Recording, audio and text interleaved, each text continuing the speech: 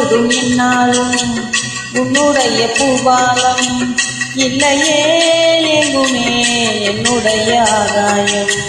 ஜன்னல் வழி நாள்தோறும் மின்னல் ஒன்று கை காட்டும். அம்மம்மா என்னைத்தான் ஆசைகளில் நீராட்டும்.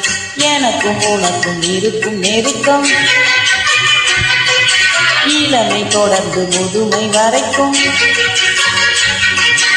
இரவும் பகலும் உறவை வளர்க்கும். இடையில் இருக்கும் தடையை தகர்க்கும். விலகாத சொந்தமானது தெய்வம் மொழி போட்டு பந்தமானது.